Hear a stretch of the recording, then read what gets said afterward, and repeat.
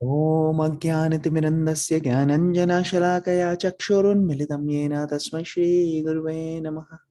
जय श्री कृष्ण चैतन्य प्रभु नित्यानंद श्री अद्वैत गदाधर शिवासादि गौर भक्त वृंद हरे कृष्णा कृष्ण कृष्ण हरे हरे हरे राम राम राम हरे हरे मुखं करोति वाचालं पंगुं लंघयते गिरिं यत्कृपातं हम वन्दे श्री गुरुदीनतारिणे परमानंद माधवम श्री चैतन्य ईश्वरम। Hare Krishna. Welcome everyone. 9 chapter कर रहे हैं हम। तो 9 चैप्टर के पहले 2 श्लोक कर लिए थे, तो आज हम उसका ट्रांसलेशन पढ़ेंगे और 3rd श्लोक में स्टार्ट करेंगे। तो 9.1 और 9.2 का ट्रांसलेशन पढ़ेंगे। तो कौन कौन वॉलंटियर करेगा ट्रांसलेशन पढ़ने के लिए 9.1 का?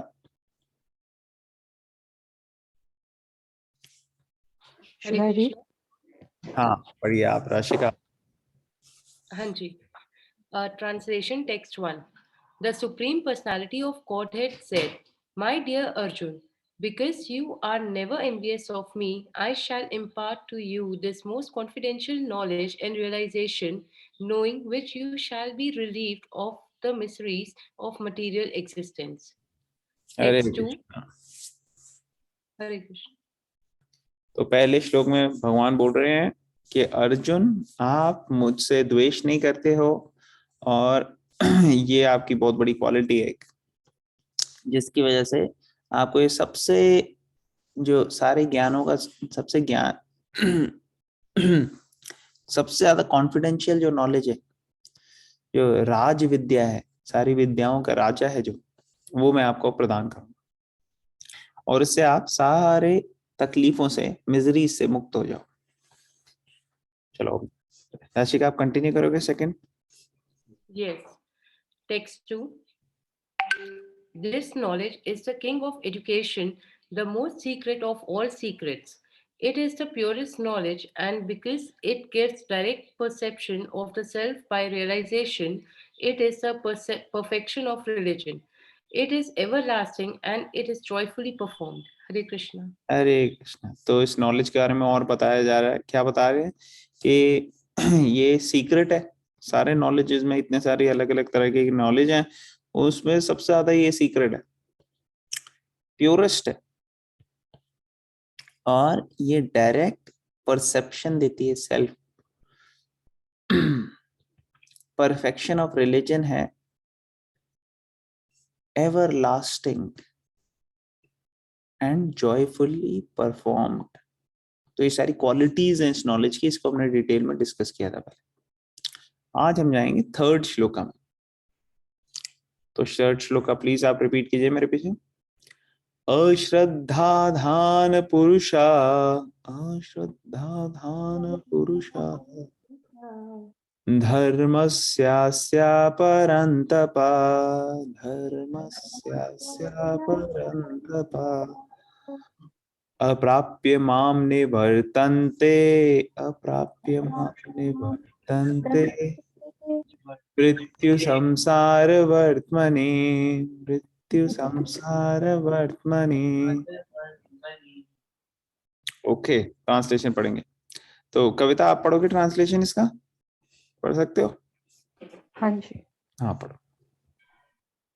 Translation: Those who are not faithful in this devotional service cannot attain me, O conqueror of enemies. Therefore, they return to the path of birth and death in this material world. Hare Krishna. Hare Krishna. Thank you. तो पहले तो कृष्णा ने बता दिया कि वो क्या ज्ञान देने वाले हैं, जो उसके खूबियां क्या है, उसकी खासियत क्या है, और फिर आप बता रहे हैं कि ऐसे व्यक्ति जिनको श्रद्धा नहीं है, जिसको नॉलेज को फॉलो करने में, अप्लाई करने में श्रद्धा नहीं है, ऐसे व्यक्ति जो है वो जन्म मृत्यु के चक्र से बंधे रहते हैं। तो हम पोपट में देखेंगे और फिर और डिस्कस करेंगे। Kavita, you want to read the first paragraph also Popat का? हाँ जी। Please, thank you. Purport: The faithless cannot accomplish this process of devotional service. That is the purport of this verse. Faith is created by association with devotees. Unfortunate people, even after hearing all the evidence of Vedic literature from great personalities, still have no faith in God. They are hesitant and cannot stay fixed in the devotional service of the Lord. Thus, faith is a most important factor for the progress in Krishna consciousness. In the Chaitanya Charitamrita, it is said that faith is the complete conviction that simply by serving the Supreme Lord Sri Krishna, one can achieve all perfection. That is called real faith, as stated in the Srimad Bhagavatam 4.31.14. Okay, तो हम ये पहले discuss करते हैं, फिर चलेंगे श्लोका पे। Thank you for reading Kapila. अब यहाँ पे बताया जा रहा है कि जो अश्रद्धा महान पुरुष है, मतलब कि जो श्रद्धालु नहीं है, वो पूरा नहीं कर पाएंगे इस प्रोसेस को। जो डिवोशनल सर्विस की सारी स्टेजेस हैं, उसकी स्टेज की शुरुआत किससे होती है? श्रद्धा से शुरू होती है। Shraddha means faith, small amount of faith in spiritual life. अश्रद्धा मतलब they have faith in material life. faith तो हर एक को है, किसी को स्पिरिचुअल लाइफ में फेथ है और किसी को मटेरियल लाइफ में फेथ है। किसी को ये फेथ है कि हम भगवान के पास बढ़ सकते हैं, और किसी को ये फेथ है कि जब हम ये इंद्रियों को या सेंसेस को सेटिस्फाई करेंगे तो उससे हमारा बेनिफिट हो। तो एज ए फेथ सबके पास है, लेकिन स्पिरिचुअल लाइफ में जो लोगों के पास फेथ है, वही सही मायने में ह्यूमन लाइफ उनकी शुरू हो चुकी है। जिनको स्पिरिचुअलिटी में फेथ नहीं है, उनके भी ह्यूमन लाइफ अभी चालू हुई नहीं है एक्चुअली। हालांकि वो लग रहे हो कि ये इंसान के शरीर में है, लेकिन उनकी हरकतें जो है वो जानवरों के जैसी ही हैं, क्योंकि जानवर भी जो हैं वो भी आहार, निद्रा, भय और मैथुन, इसी में आनंद उठाते हैं। और इसी को अच्छे से अगर हम फॉलो कर रहे हैं, आहार, निद्रा, भय, मैथुन को, तो वो जानवरी प्रवृत्ति हो जाएगी। ईटिंग, स्लीपिंग, मीटिंग, डिफेंडिंग, ये चार चीजें जो हैं, ईटिंग, स्लीपिंग, मीटिंग, डिफेंडिंग, अगर आप कभी देखोगे एनिमल किंगडम, एनिमल प्लैनेट, उनमें क्या दिखाते हैं? यही दिखाते हैं कि ये जानवर कैसे सोता है, कैसे खाता है, कैसे पीता है, कैसे उसकी लाइफ साइकिल चलती है। उसमें ईटिंग, स्लीपिंग, मीटिंग, डिफेंडिंग के आसपास ही होता है। अब हम अपनी ह्यूमन लाइफ में अगर स्पिरिचुअलिटी को ऐड नहीं करते, भगवान की तरफ बढ़ने को ऐड नहीं करते, तो हम ईटिंग, स्लीपिंग, मीटिंग, डिफेंडिंग के लेवल पे ही हैं। तो ये जो कॉन्शियसनेस है, ये हमें जन्म मृत्यु से बाहर नहीं निकालेगी। पुनरपि जननम पुनरपि मरणम पुनरपि जननी जठरे शयन, के एक से बढ़कर दूसरी शरीर मिल जाएगा हमारे को, दूसरे से तीसरा शरीर मिलेगा, और ऐसे ही चलता रहे। तो यहाँ पे क्या समझाया जा रहा है कि जो मोस्ट कॉन्फिडेंशियल नॉलेज जो दी जा रही है, उसको अच्छे से लें हम, और समझें कि कैसे उसको अप्लाई करना है। और ये बताया गया है यहाँ पे कि चैतन्य चरितामृत में का श्लोक कोट किया गया है कि असली फेथ ये है समझना कि सिर्फ भगवान की अगर हम भक्ति अच्छे से कर लेंगे तो सारी चीजें जो है परफेक्ट हो जाएगी।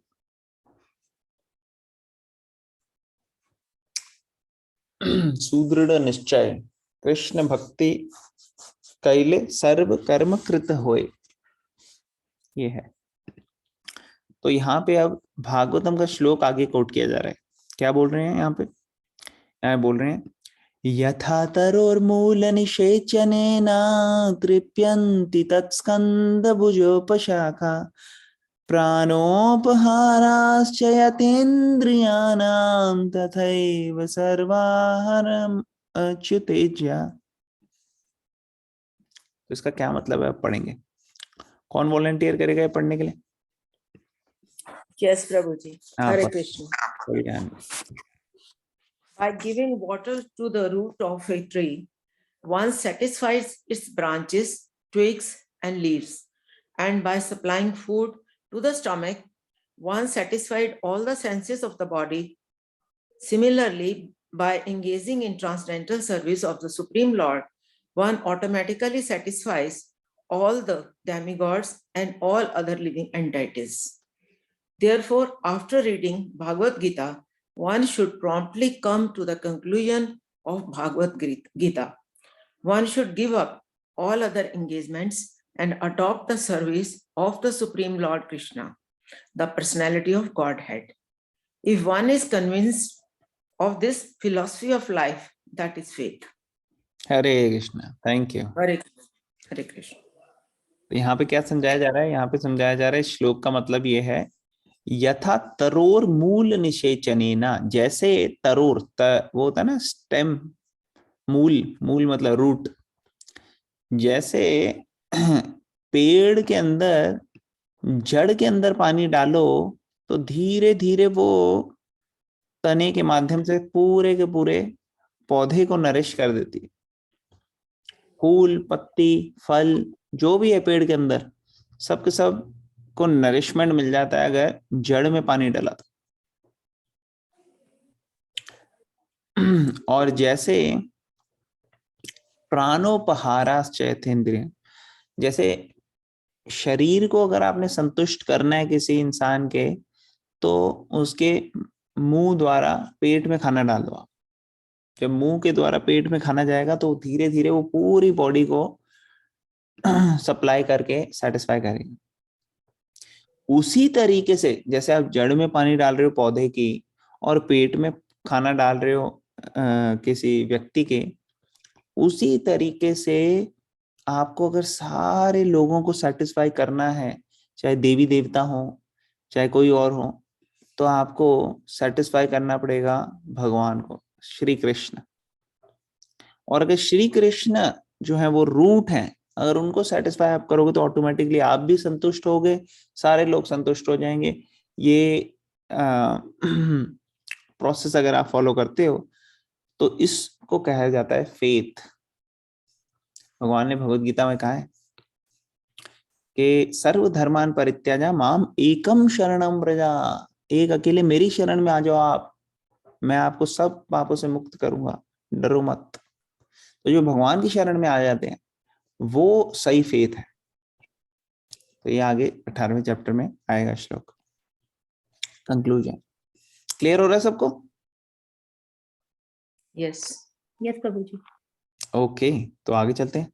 ये लंबा पैराग्राफ है, पढ़ेंगे और फिर डिस्कस करेंगे। कौन वॉलंटियर करेगा ये पैराग्राफ पढ़ने के लिए? Should I continue? हाँ, कंटिन्यू कीजिए Indore.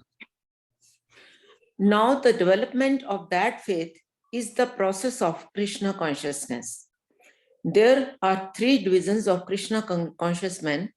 In the third class are those who have no faith.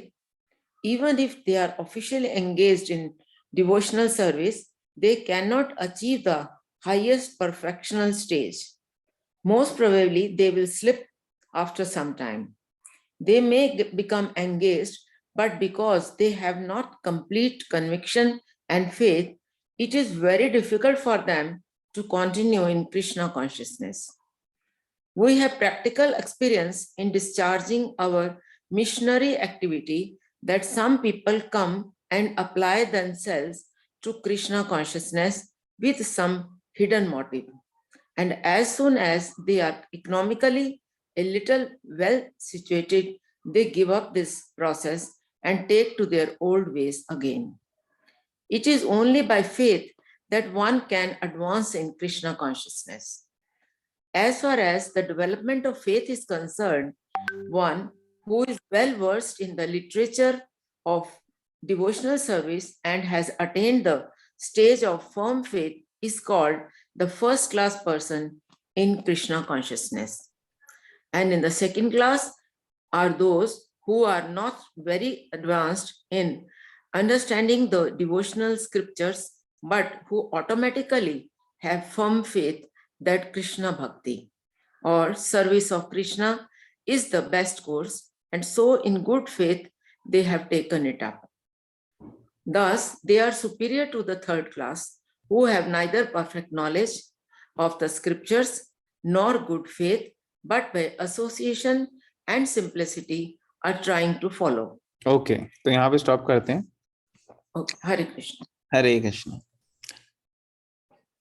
तो सबसे पहले बताया कि भाई फेथ के बिना काम चलेगा नहीं, लेकिन फेथ होना चाहिए ब्लाइंड फेथ नहीं, with knowledge, with understanding, with education, reasonable faith होना चाहिए, जो यूटिलाइज करके भगवान की शरण में जाया जाए और भगवान की सेवा में लगा जाए। और जितना स्ट्रॉन्ग फेथ है उस हिसाब से 3 कैटेगरीज होती हैं जो भगवान की तरफ बढ़ते हैं। श्रद्धालुओं की 3 कैटेगरीज हैं ऐसे लोगों की जो भगवान की सेवा में लगे हुए हैं, ऐसे डिवोटीज की। तो 3 तरीके के कौन से डिवोटीज होते हैं, कौन बताएगा? अभी हमने यहाँ पे जो पढ़ा, कौन से डिवोटीज यहाँ पे मेंशन किए गए? First class, second class, third class, बोला ना 3 क्लासेस। किसी ने ध्यान दिया? First class, second class, third class बोला यहाँ पे। तो ये जो फर्स्ट क्लास, सेकंड क्लास और थर्ड क्लास है, इसकी किस बेसिस पे है? ये है श्रद्धा के बेसिस पे, कितना स्ट्रॉन्ग फेथ है। तो स्ट्रॉन्ग फेथ की क्या सिम्टम्स हैं, क्या लक्षण है कि किसी का फेथ स्ट्रॉन्ग है, किसी का नहीं है स्ट्रॉन्ग? इसके क्या लक्षण है, कौन बताएगा?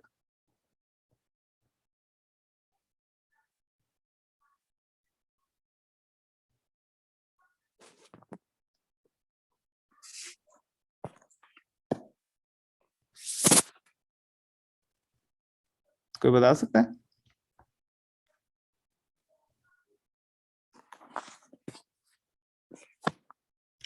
तो फर्स्ट क्लास व्यक्ति के लक्षण यहाँ पे ये बताए गए हैं। ऐसा व्यक्ति जो वेल वर्स इन स्क्रिप्चर्स, जो हम भगवान के ग्रंथ हैं, भगवत गीता, भागवतम, चैतन्य चरितामृत, ऐसे जो भगवान के वेद पुराण इतने ग्रंथ हैं, उसकी पूरी कंक्लूसिव नॉलेज उसको स्ट्रॉन्ग है, फर्स्ट क्लास डिवोटी। और उसका फेथ जो है वो बहुत स्ट्रॉन्ग है, अडिग है, ठीक है। और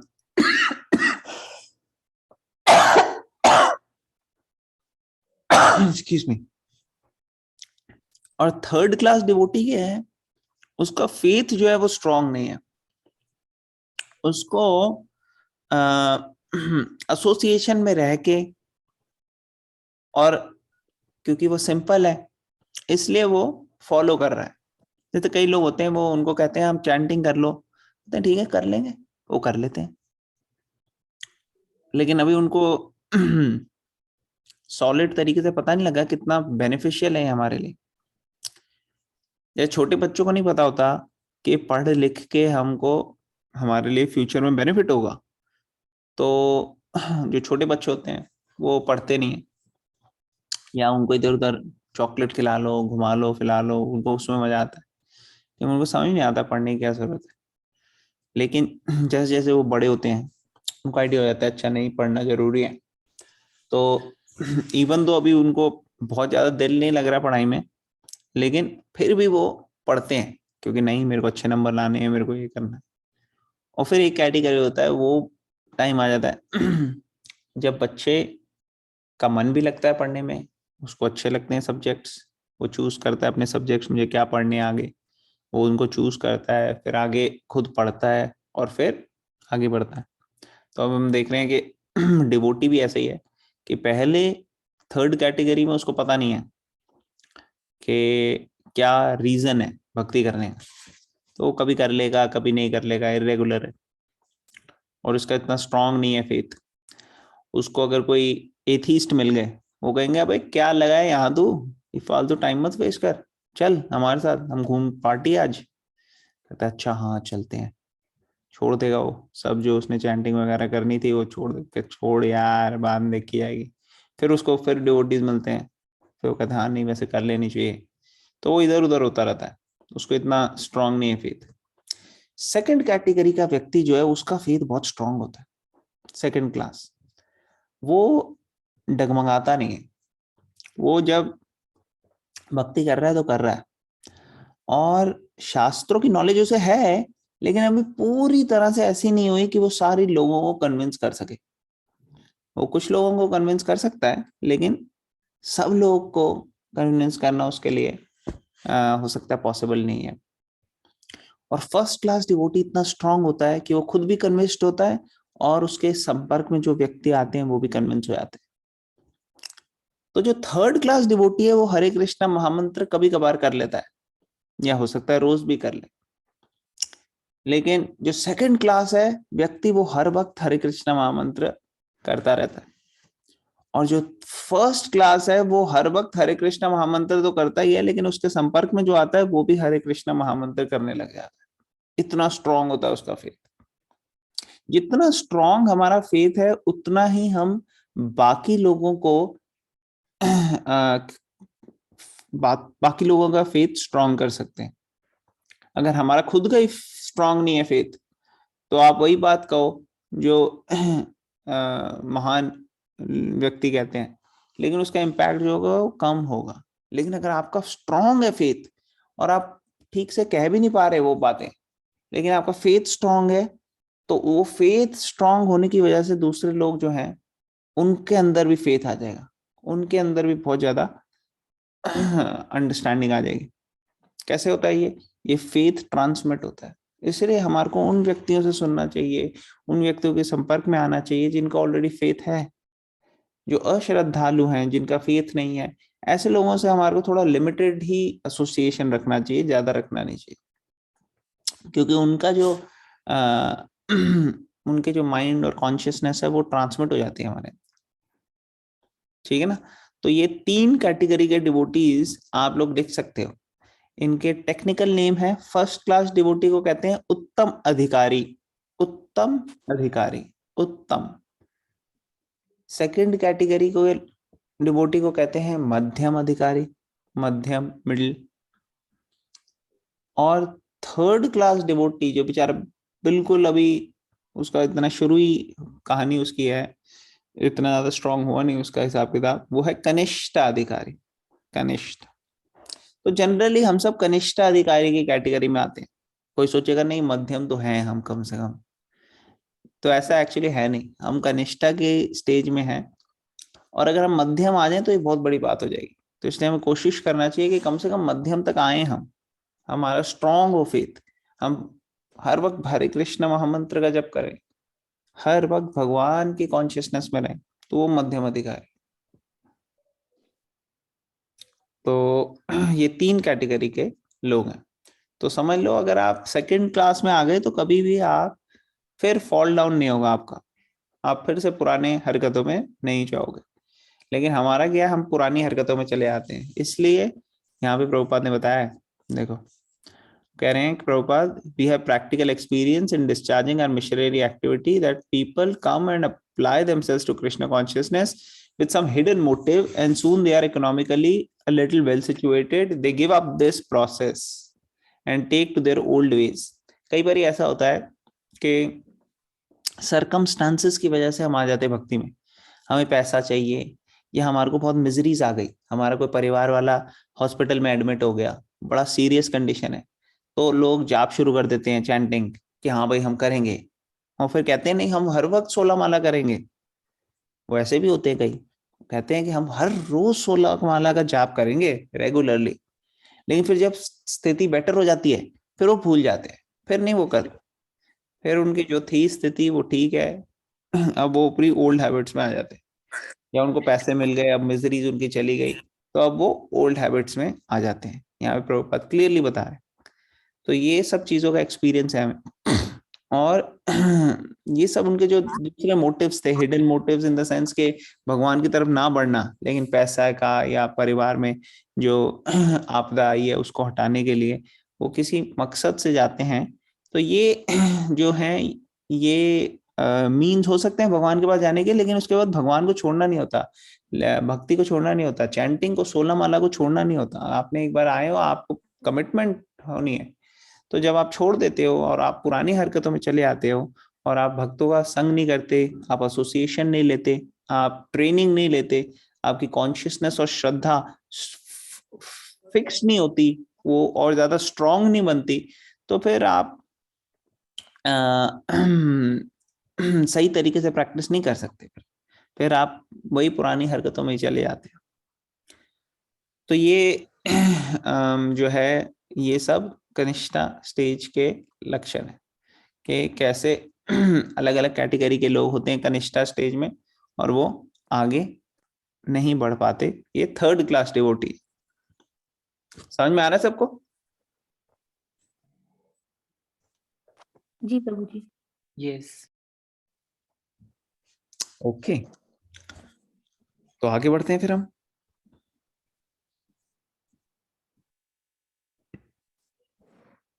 यहाँ तक पढ़ लिया था ना माता जी आपने? यहाँ से पढ़ेंगे हाँ ना? जी, हाँ हाँ पढ़िए, जी। Continue. And in the second class are those who are not very advanced in understanding the devotional scriptures, but who automatically have firm faith that Krishna Bhakti or service of Krishna is the best course, and so in the good faith have taken it up. Thus, they are superior to the third class, who have neither perfect knowledge of scriptures nor good faith, but by association with simplicity are trying to follow. The third class person in Krishna consciousness may fall down, but when one is in the second class, he doesn't fall down. And for the first class person in the Krishna consciousness, there is no chance of falling down. One in the first class will surely make progress and achieve the result at the end. As far as the third class person in Krishna consciousness is concerned, although he has faith in conviction and that devotional service to Krishna is very good, he has not yet gained adequate knowledge of Krishna through the scriptures like Srimad Bhagavatam and Bhagavad Gita. Sometimes these third class persons in Krishna consciousness have some tendency towards Karma Yoga and Jnana Yoga, and sometimes they are disturbed. But as soon as the infection of Karma Yoga or Jnana Yoga is vanquished, they become second class or first class persons in Krishna consciousness. Faith in Krishna is also divided into 3 stages and described in Srimad Bhagavatam. The first class attachment, second class attachment, and third class attachment are also explained in Srimad Bhagavatam in 11th canto. Those who have no faith, even after hearing about Krishna and the excellence of devotional service, who think that it is simply eulogy, find the path very difficult. Even if they are supposedly engaged in devotional service, for them, there is very little hope of gaining perfection. Thus, faith is very important in the discharge of devotional service. Hare Krishna. Hare Krishna, thank you. कई लोग ऐसे हैं जो इतने ज्यादा ingrained हैं अंदर से सोचने के लिए, हो सकता थोड़ी बहुत सेवा कर रहे हो, मंदिर वंदिर भी जा रहे हो, लेकिन वो मन में यही सोचते हैं, अरे ये सब मन गहन कहानियां हैं, क्या कृष्णा ने कहाँ गोवर्धन उठाया, कहाँ ये कृष्णा ने इतनी पूतना को ये सब मारा होगा, ये सब तो बनाई हुई कहानियां हैं, इसमें थोड़ी कुछ है। तो जो इस तरीके की धारणा रख के उसके तरह स्ट्रांगली इनग्रेन्ड हो जाते हैं, ऐसे व्यक्ति जो है उनके लिए स्पिरिचुअल एडवांसमेंट करना बड़ा मुश्किल हो जाता है। ऐसे लोग फिर ऐसे ही रहते हैं। लेकिन जब ये इन्फेक्शन चला जाता है और वो समझने लगते हैं, तब ज्यादा एडवांस हो जाते हैं। और प्रभुपाद ये भी बता रहे हैं कि जैसे कई लोग कनिष्ठा स्टेज में हैं, कई लोग मध्यम स्टेज में भी होंगे, लेकिन उत्तम स्टेज में अभी वो आए नहीं है, क्योंकि उनके में अलग अलग तरीके की कंटेमिनेशंस हैं। कई बार कंटेमिनेशन होती है कि उनको कर्म योगा और ज्ञान योगा की कंटामिनेशन। कर्म योगा और ज्ञान योगा में बेसिकली भक्ति योगा के बिना दूसरे मेथड्स जो हमने पहले भी चर्चा की है, डिस्कशन किया है, कि उनकी इंक्लिनेशन है काफी ज्यादा कर्मा की तरफ, या मतलब doing activities because they like the activities, not because necessarily this is going to bring us to Krishna, but because I like to do the activity, I will do it, मैं करूंगा ये कार्य क्योंकि मुझे अच्छा लगता है, और फिर मैं इसका फल जो है वो भगवान के उसमें लगा सकते हैं, वो सेकेंडरी चीज हो जाती है भगवान की सेवा में लगाना। लेकिन कर्म ये वाला करना ये मेरे को अच्छा लगता है, वो हो गया कर्म योगा। भक्ति योगा में जो होता है वो कर्म करता है भगवान की सेटिस्फैक्शन के लिए, जो भगवान को चाहिए वो, उसके लिए भगवान प्रोमिनेंट है, प्रायोरिटी है भक्ति योगा। कर्म योगा में कर्म है प्रायोरिटी और भगवान को देंगे साथ में।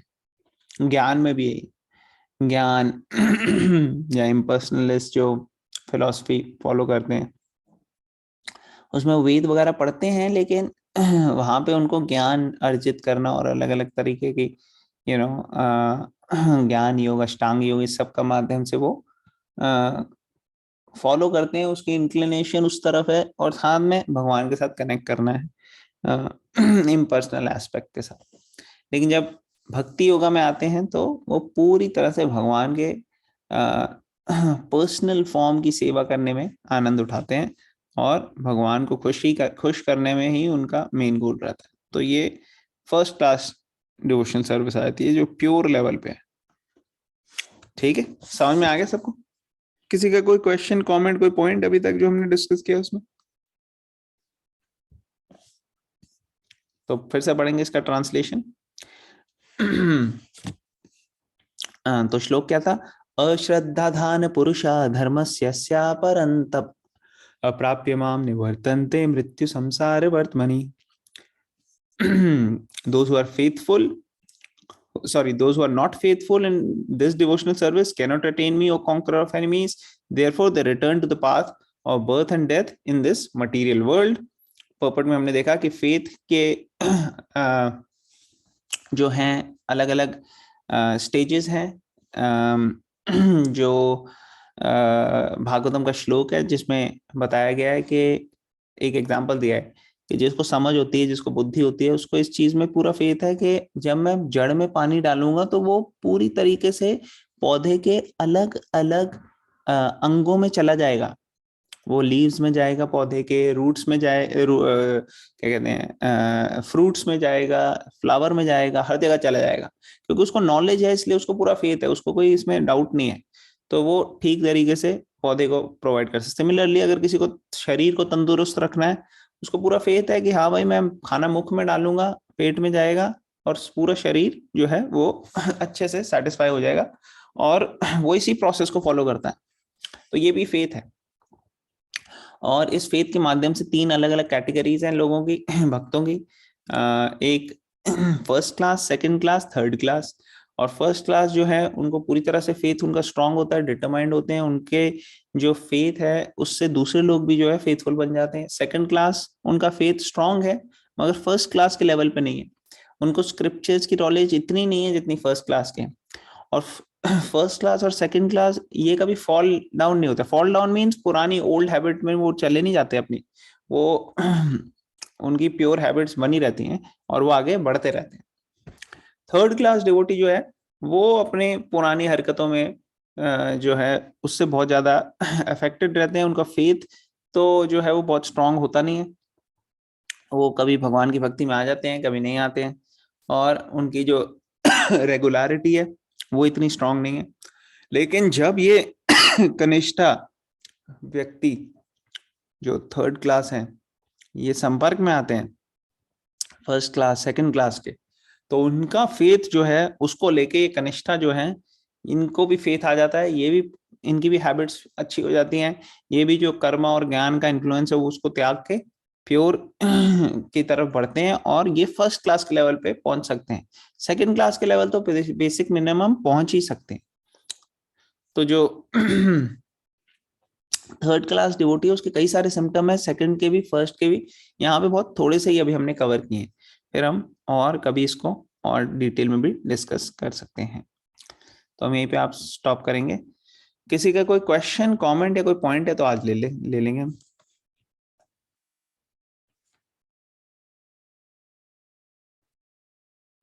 कोई क्वेश्चन, कोई कमेंट, कोई पॉइंट? ओके, तो हम कल कंटिन्यू करेंगे, आप लोग प्लीज ज्वाइन कीजिएगा। we'll end it here. ग्रंथराज Bhagavad Gita की जय, श्रील प्रभुपाद की जय। Thank you very much everyone for joining. हम 11 बारी हरे कृष्णा महामंत्र करें।